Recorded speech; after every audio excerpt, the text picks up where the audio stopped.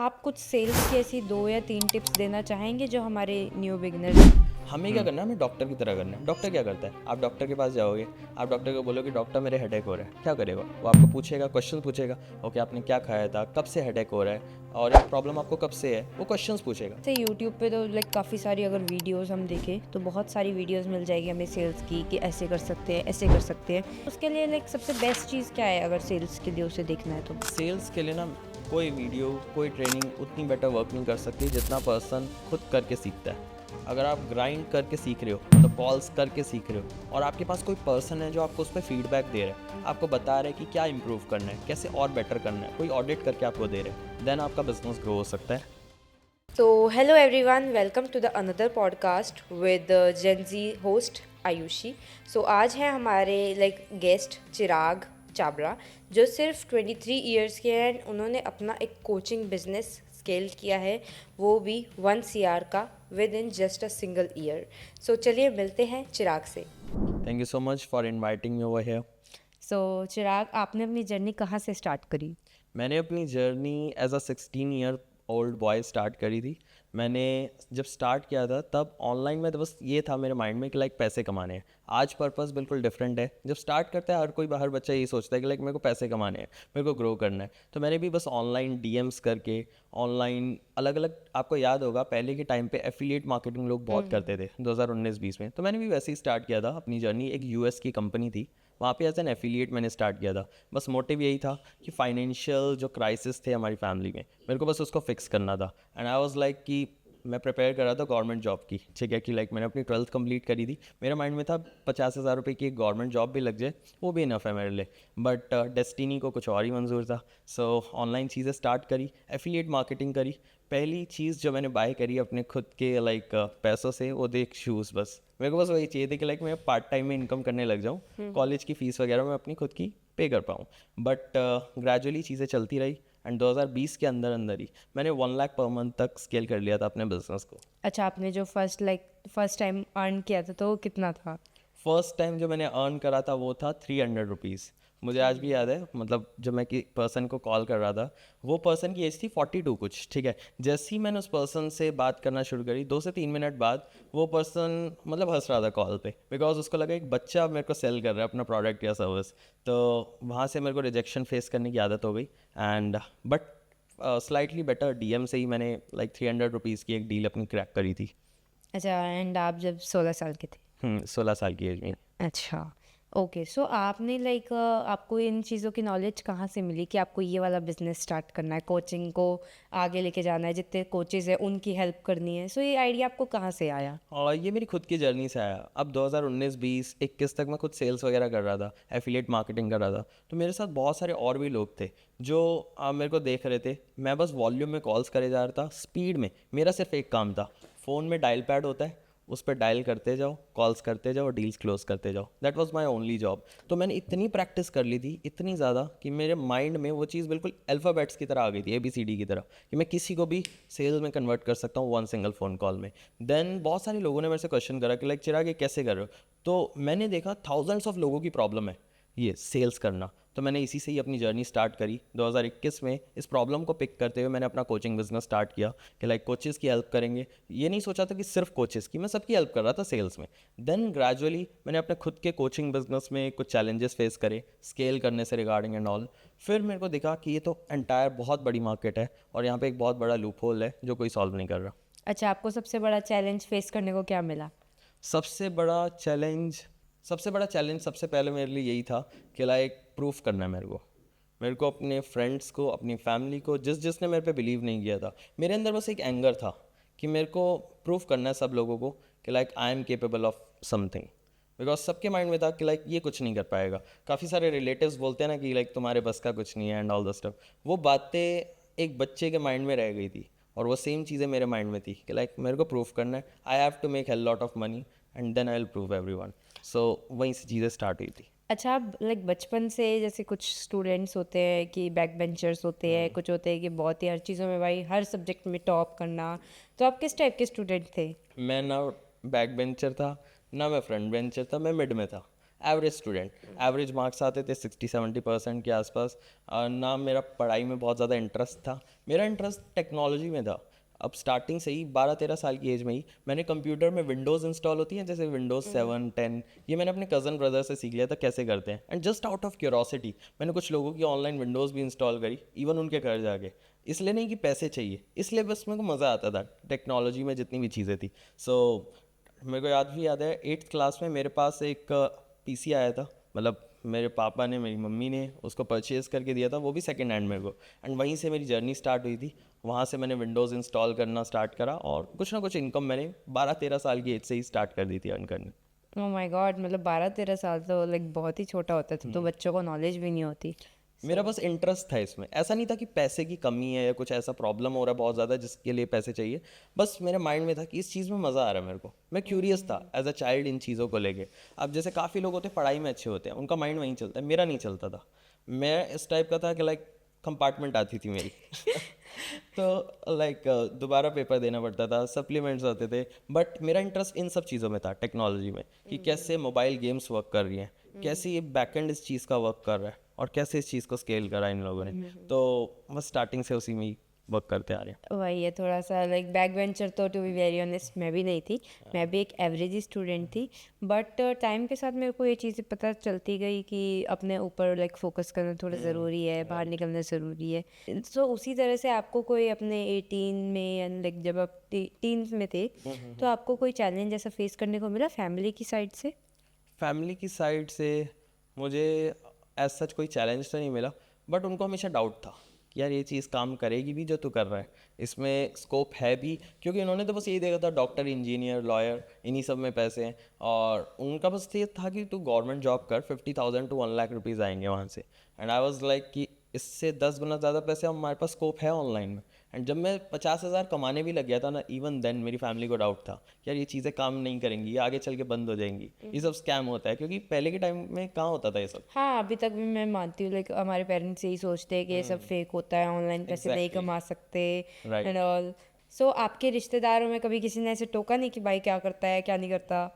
बोला था, लेकिन आज जिन रिश्तेदारों ने बोला था, आज वही लोग मेरी बुक पे साइन लेके, ऑटोग्राफ लेके मेरी बुक मेरे से घर से लेके गए हैं। अच्छा, आपकी बुक भी है? Yes, 7 step to 7 figure. मैंने रिसेंटली एक बुक खुद लिखी है, 6 महीनों से काम कर रहा था मैं इस बुक पे, एंड फाइनली इट्स लॉन्च्ड। और काफ़ी सारे कोचेस, कंसल्टेंट या बिजनेस ओनर्स के लिए काफ़ी ज़्यादा हेल्पफुल है। So if you are someone जो कि इस वीडियो को देख रहा है, just check it out in the description box as well.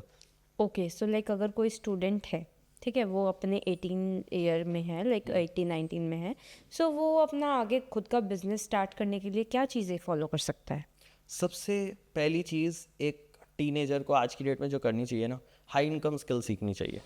High income skill straight forward बताऊंगा कौन सी स्किल, जैसे एआई के अराउंड अगर आप कोई भी स्किल सीखते हो, जैसे एआई टूल्स को कैसे यूज़ करना है, प्रॉम्प्ट इंजीनियरिंग कैसे करनी है, प्रॉम्प्टिंग कैसे बेटर करनी है, वहाँ से ही आपकी अच्छी खासी इनकम हो सकती है।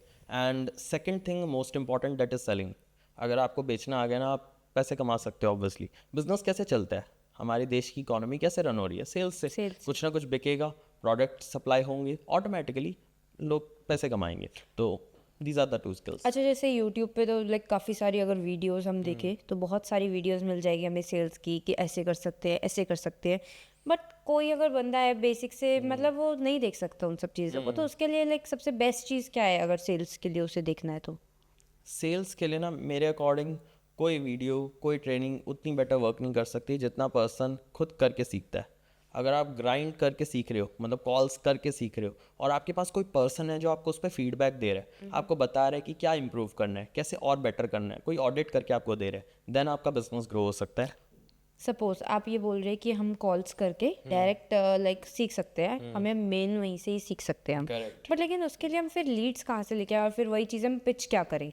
तो एक बार इसका थोड़ा क्लियर कर देते तो बच्चों को थोड़ा और क्लियर हो जाता। श्योर। सो कोई भी टीनेजर अगर इसको देख रहा है, सबसे पहली चीज़ आपको ये क्लियर है कि आपको एआई टूल्स को मास्टर करना है, आपको सेलिंग स्किल्स आनी चाहिए। Now the third step comes over here is कि आपको स्पेसिफिक एक ऑफर बनाना है। ऑफर क्या हो सकता है? अब जैसे डिजिटल मार्केटिंग एजेंसी की डिमांड हमेशा रहेगी कि लाइक आप अपनी सर्विसेज सेल कर सकते हो। फेसबुक ऐड की आप देखते हो कि सोशल मीडिया पे किसी ना किसी का आपको ऐड दिखता होगा, कभी स्विगी का, कभी अमेजोन का, कभी किसी कंपनी का, ब्रांड का। हर 2 पोस्ट के बाद अगर आपको आ जाए कि कैसे वो ऐड रन करने हैं, कैसे वो कैंपेन बनाने हैं, जिसके थ्रू लोग आपके वीडियो एड्स को देखें और क्लिक करें। तो इस अकॉर्डिंग आपको खुद भी आ गया मार्केटिंग कैसे करनी है, और आपके पास एक स्किल आ गई मार्केटिंग की, जो कि आप सर्विस दे सकते हो। अच्छा, मैं आपसे क्वेश्चन पूछता हूँ आयुषी, अगर आप 10 लाख रुपए पर मंथ अर्न कर रहे हो अपने बिजनेस में, फॉर एन एग्जांपल, ठीक है, क्या आपको प्रॉब्लम होगी किसी पर्सन को, किसी एजेंसी को 1 लाख रुपए पर मंथ देने में, अगर वो आपका बिजनेस 10 लाख से 20 लाख तक लेके जा पा रहे हैं? बिल्कुल भी नहीं होगी। बिल्कुल नहीं होगी। तो अब वो पर्सन के पास सिंगल क्लाइंट से 1 लाख रुपए, 50,000 रुपए इजीली चार्ज कर सकता है, कोई भी अगर ये स्किल सीख लेता है तो मैंने क्या बोला, मेटा एड्स, लैंडिंग पेजेस या ऑटोमेशन, इस टाइप की फनल बिल्डिंग स्किल अगर कोई पर्सन सीख ले और सेलिंग को ऐड कर दे यहाँ पे, he can make hell lot of money. Okay, India में क्या ये लोग लाइक इंडिया में क्या इतनी स्पेंडिंग है? लोग इतना स्पेंड करने के लिए क्या रेडी हैं?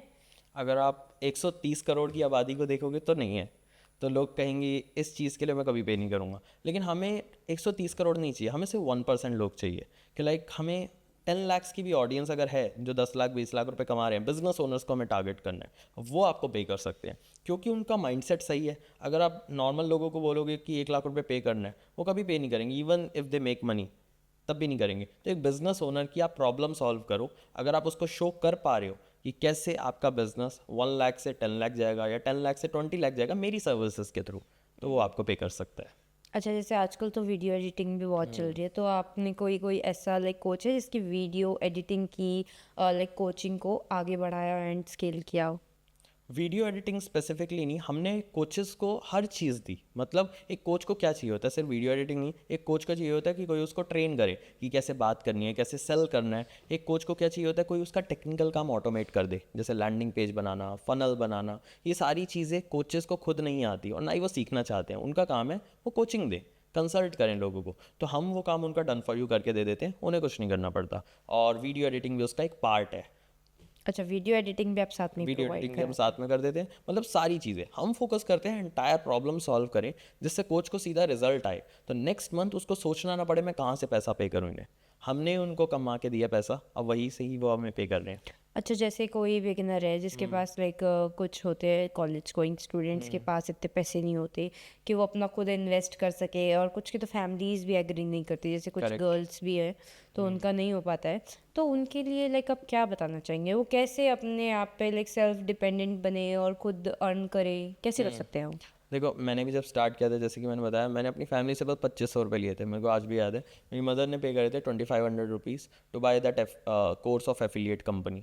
तो उस अमाउंट को भी मैंने सिर्फ 2 दिन में रिकवर करके उनको रीपे कर दिया था। वो कैसे? क्योंकि मैंने फोकस किया सेल्स सीखने पे।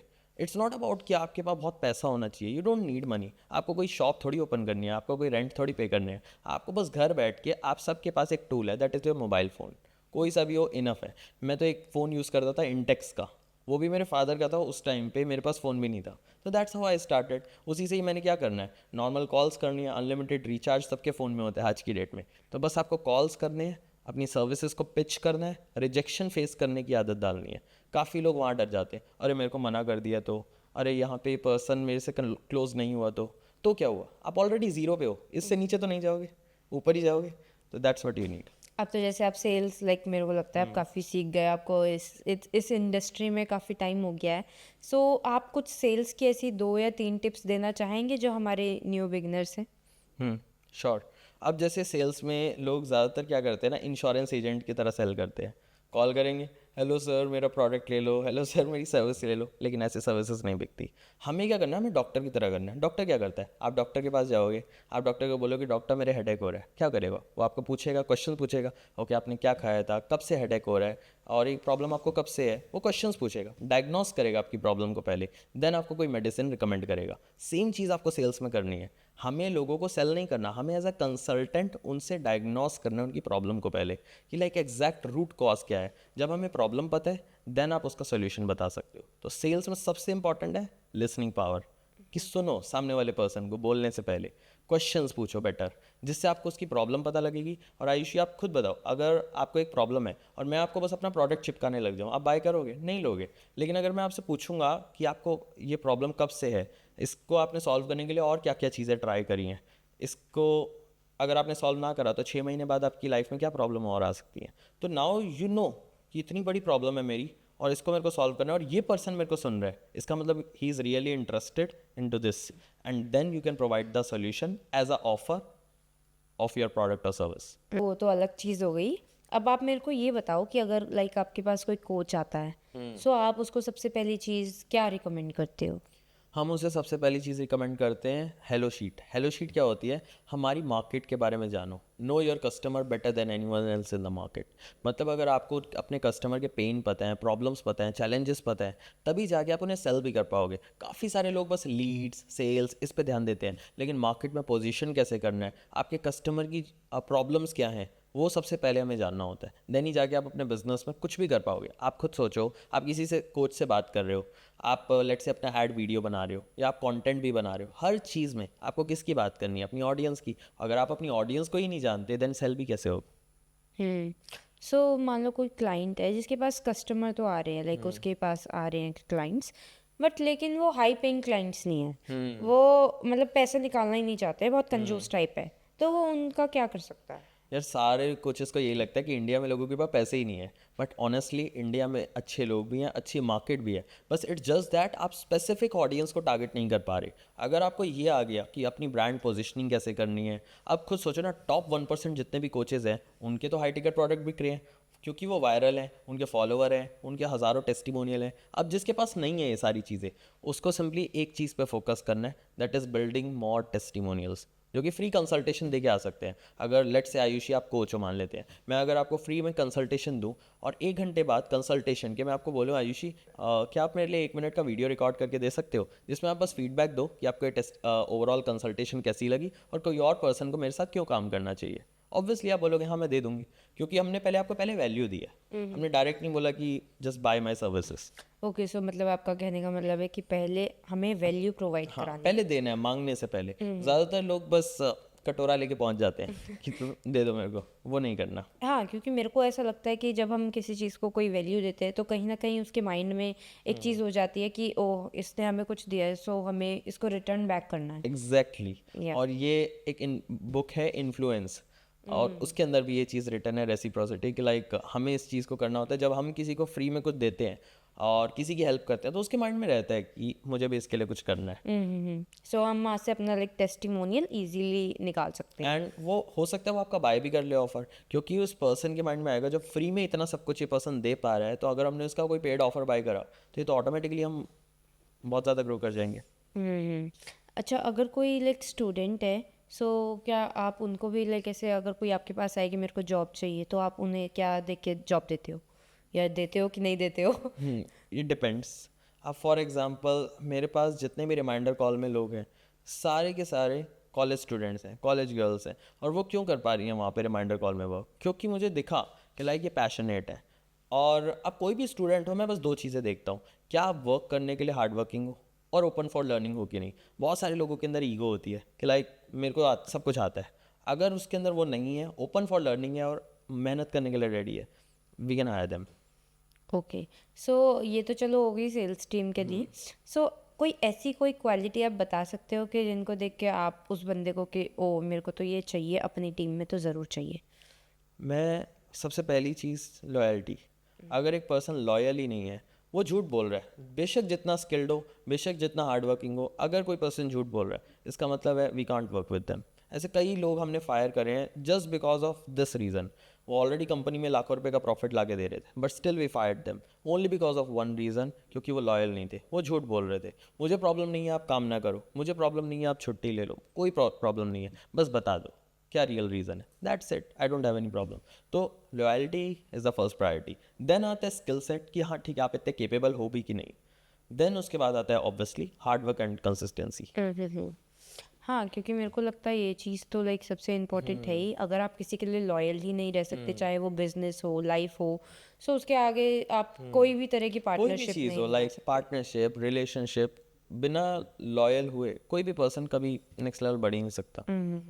और वो पार्टनरशिप, वो रिलेशन कभी भी फिर लॉन्ग टर्म नहीं हो सकता, वो सिर्फ शॉर्ट टर्म चीज़ें हैं। मैंने एक और चीज़ सुनी है कि आप लाइक अपना 3 डेज़ का कोई इवेंट करते हो, सो लाइक वो इवेंट किन लोगों के लिए है एंड आप उनमें क्या क्या चीज़ें प्रोवाइड करते हो, आप थोड़ा इसको बताओगे? या बेसिकली हम कोचेज़ और कंसल्टेंट्स के लिए ही वो करते हैं। और सबसे बड़ी चीज़ जो हमें लगता है हम कर पा रहे हैं उनके लिए, कि हम उनको लाइव ही सब कुछ बनवा के देते हैं। ज़्यादातर लोग क्या बाय करते हैं, कोर्सेज बाय करते हैं, ट्रेनिंग्स बाय करते हैं, ग्रुप कोचिंग बाय करते हैं, लेकिन हम कोचेस को डन फॉर यू फनल उनका लाइव बनवा के देते हैं, लाइव क्रिएट करके देते हैं सिस्टम्स, जिसके थ्रू 3 दिन के अंदर उनके पास हाई टिकट क्लाइंट्स भी आ पाते हैं, उनका बिजनेस स्केल होने भी लग जाता है। आई डोंट से कि लाइक हम 3 दिन में उन्हें अमीर बना देते हैं, बट एटलीस्ट उनके पास क्लाइंट आने लगते हैं, उनके पास बिजनेस आने लगता है, जिसकी वजह से वो अपने बिजनेस को फिर विद इन 3 मंथ्स 7 फिगर और बियॉन्ड स्केल कर लेते हैं। ओके, सो लाइक कोई बिगिनर है कंसल्टेंसी फील्ड में, ठीक है, उसने अभी अभी सीखा है, उसके पास बिल्कुल भी नहीं आ रहे क्लाइंट, लाइक बिल्कुल ही बेसिक है उसका, तो वो क्या अपना फनल लॉन्च कर सकता है वेबिनार वाला? मुझे ऐसा लगता है कोई अगर बिल्कुल बिगनर है, उसके पास क्लाइंट भी नहीं है, उसने ज़्यादा बात भी नहीं करी लोगों से, तो he should not launch the webinar. क्योंकि वेबिनार के अंदर आप सोचो आप 100 लोगों के सामने बोल रहे हो, लेकिन अगर आप 1-to-1 ही किसी के साथ सेलिंग नहीं कर पा रहे, 1-to-1 ही किसी को समझ नहीं पा रहे, then what's the point of webinar. तो आई रिकमेंड डू 100 1-to-1s, 100 लोगों से 1-to-1 बात करो, उनको जानो, उनकी प्रॉब्लम, पेन, गोल्स सब कुछ समझो। उसके बाद जाके अब आपको डेटा है, आपके पास डेटा है, you know everything about your audience, 100 लोगों से बात करने के बाद अब उसके बेसिस पे you can create your webinar. और कहीं ना कहीं लाइक मेरे को लगता है कि इसकी वजह से ना लोगों के अंदर कॉन्फिडेंस भी आ जाता है कि अब हम 100 लोगों के सामने बोल सकते हैं, क्योंकि 100 लोग सुनने में बस छोटा अमाउंट है, बट अगर सामने खड़े हो गए तो पूरा रूम भर जाएगा। एग्जैक्टली पूरा हाँ। स्टेडियम भर जाएगा। राइट। सो वही चीज़ है कि थोड़ा तो लाइक आपको इस चीज़ में पहले वर्क करना चाहिए, आप ये बोलना चाहते हैं, एंड देन हम आगे बढ़े। एग्जैक्टली आप 1-to-1s करोगे तो आपको एक्सपीरियंस भी मिल गया काफ़ी ज़्यादा, आपके अंदर कॉन्फिडेंस भी आ गया, और सबसे बड़ी मोटिवेशन मुझे लगती है बिजनेस के अंदर या कोचिंग बिजनेस के अंदर है पैसे।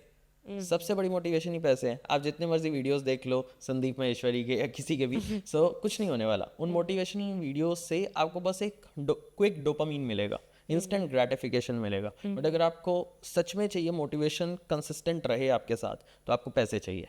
आपके पैसे और कहीं ना कहीं मतलब अपने अंदर से जब सेल्फ से मोटिवेशन होता है, यस, वो ज़्यादा वर्क करता है। एग्जैक्टली वो सेल्फ मोटिवेशन भी तभी आएगा जब आपको एविडेंस दिखेगा कि मैं जो कर रहा हूँ, बेशक चलो पैसे नहीं भी आ रहे, रेवेन्यू नहीं आ रहा, लेकिन किसी पर्सन ने बोला हाँ मैं पे करूंगा, हाँ मैं आपके साथ ज्वाइन करूंगा, तो भी कहीं ना कहीं वो पर्सन सेल्फ मोटिवेट हो जाएगा कि यस मैं प्रोग्रेस कर रहा हूँ। एविडेंस और प्रोग्रेस से ही अपने आप मोटिवेशन रहती है।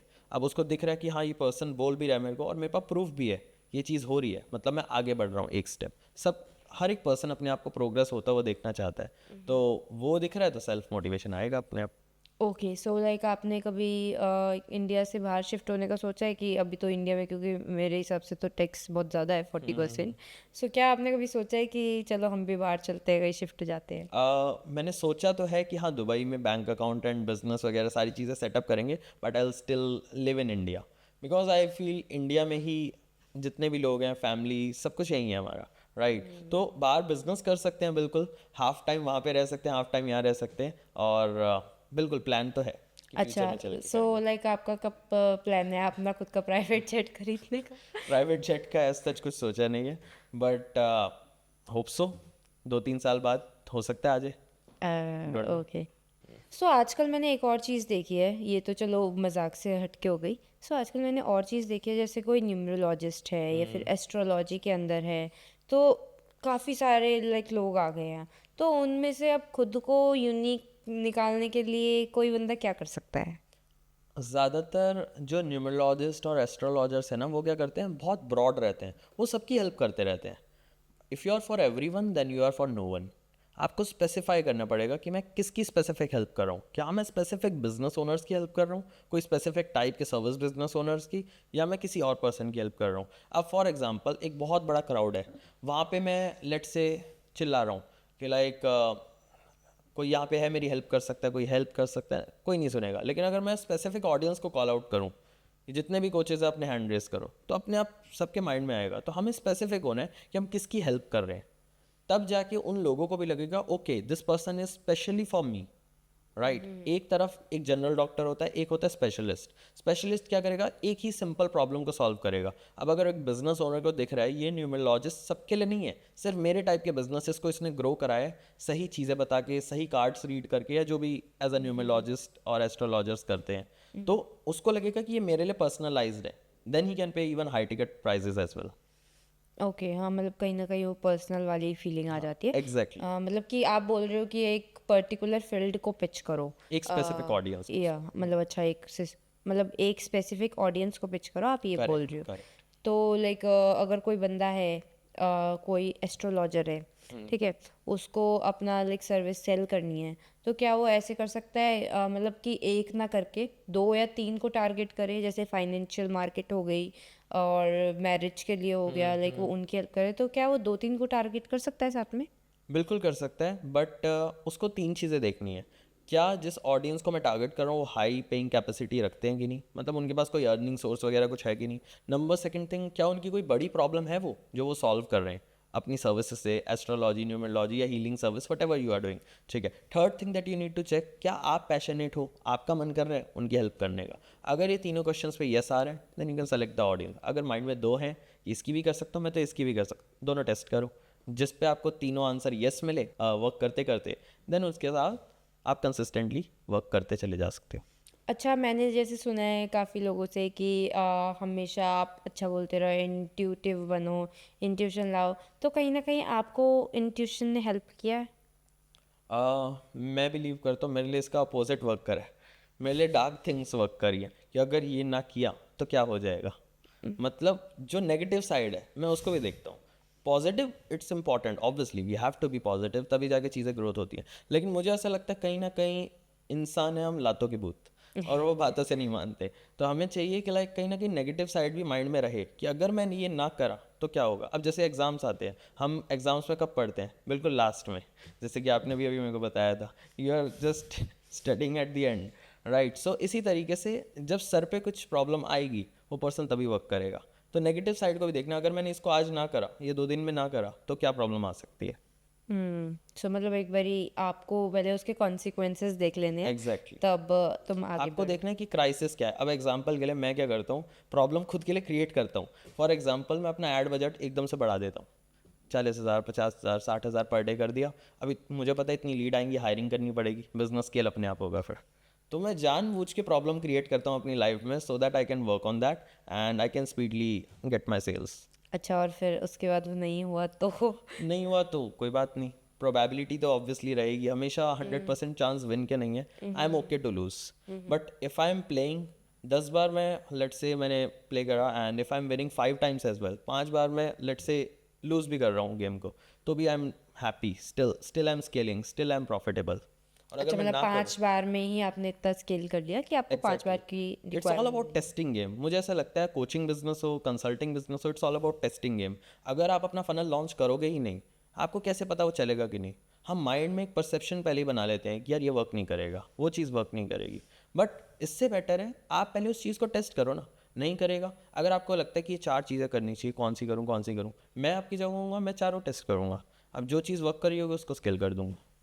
अच्छा, सपोज अभी कोई ये किसी के पेरेंट्स देख रहे हैं, सो आप पेरेंट्स को लिए क्या चीज़ें को बताना चाहोगे सिंपल वे में, ताकि वो भी समझ सके आगे कि उनको अपने बच्चों को भेजना चाहिए इस फील्ड में? पेरेंट्स को पहले तो एक चीज़ के लिए ओपन होना पड़ेगा कि आज की डेट में ये टेक्नोलॉजी ऐसी नहीं है, लाइक डिजिटल मार्केटिंग, एआई, ये सारी चीज़ें ऐसी नहीं है कि बस सेकेंडरी लिया जाए। उनको लगता है कि मेन चीज़ करते रहो, डॉक्टर, इंजीनियरिंग या कुछ, और ये चीज़ तो सेकेंडरी है, इसको थोड़ा बहुत पार्ट टाइम करते रहो, लेकिन उसकी तरह ग्रो नहीं हो सकता। उन्हें समझना पड़ेगा कि ये चीज़ में ही स्कोप है आने वाले टाइम में, और एविडेंस प्रूफ उनके सामने भी है। बट जब तक वो बिलीव ही नहीं करेंगे अपने बच्चे पे, सेकंड थिंग कि उन्हें बिलीव करना पड़ेगा, उन्हें वो हार्डवर्क देखना पड़ेगा उनका, कि लाइक अगर वो एफर्ट डाल रहा है तो पैशनेट होगा किसी चीज़ के लिए। बट कहीं ना कहीं लाइक मेरे को भी ये लगता है कि इन चीज़ों में इतना सिक्योरिटी नहीं है। मनी ऑब्वियसली ज़्यादा है, बट लेकिन लाइफ टाइम के एश्योरेंस कोई कैसे ले? लाइफ टाइम की एश्योरेंस तो मुझे लगता है किसी चीज़ में नहीं है। कल को किसी की जॉब चली जाए, फिर कोविड में आपको याद होगा कितने लोगों की जॉब गई थी, सब घर पे बैठे हुए थे, लेकिन we were making money that time, we were closing deals. तो अगर एक पर्सन के अंदर स्किल है ना, एक बिजनेस उसका बंद भी हो जाए तो क्या हुआ, मेरी स्किल तो कोई नहीं छीन सकता, मेरे माइंड में जो चीज़ें हैं, नॉलेज है, वो तो कोई निकाल ही नहीं सकता। तो अगर आपने स्किल्स पे फोकस करा इंस्टेड ऑफ जस्ट मनी, पैसे पे तो फोकस ही मत करो, भूल जाओ। Money is a by product of helping people and learning high paying skills. But इसमें ये दिक्कत है ना कहीं स्टार्टिंग से ही, लाइक हमारे स्कूल से ही ले लो, हमें सिर्फ क्या कराया जाता है, हमें पढ़ा दिया जाता है, बस स्किल्स पे कोई ध्यान नहीं दिया जाता, बस आपको पढ़ाया, किताबी कीड़ा बनाया एंड निकाल दिया, ये सब चीज़ें चलती है। बट एट द एंड फिर पेरेंट्स के मन में भी कहीं ना कहीं वो चीज़ रहती है ना कि बस पढ़ाओ लिखाओ बच्चों को और गवर्नमेंट जॉब दिलाओ और सिक्योर कराओ। तो इसमें पेरेंट्स की भी गलती नहीं है, उस बच्चे को प्रूफ करना पड़ेगा अपने आप को, अपनी कैपेबिलिटीज़ प्रूव करे वो, उसके पास लेट्स से स्कूल ट्यूशन्स वगैरह जो भी वो कर रहा है, उसके बाद उसके पास 3-4 घंटे हैं जिसमें वो कुछ करके बिल्ड करके दिखा सकता है, right? Even in my case as well, मैंने प्रूव किया कि like I am able to do something, तो उन्हें वो एफर्ट दिखे, उन्हें वो रिजल्ट्स आउटपुट आता हुआ देखा, तो अपने आप बिलीव हुआ। पेरेंट्स को चाहिए प्रूफ, आप कुछ करके दिखाओ, अगर आप सच में पैशनेट हो किसी चीज़ के लिए, show them you have the time. तो that's the thing. So thank you so much Chirag, and thank you for the knowledgeable session. आज I hope काफ़ी लोगों की हेल्प हुई होगी, as I work only for Gen Zs. Thank you so much for inviting me here, and आपके questions काफ़ी अच्छे थे and I personally like them. Thank you so much thank you. Chirag.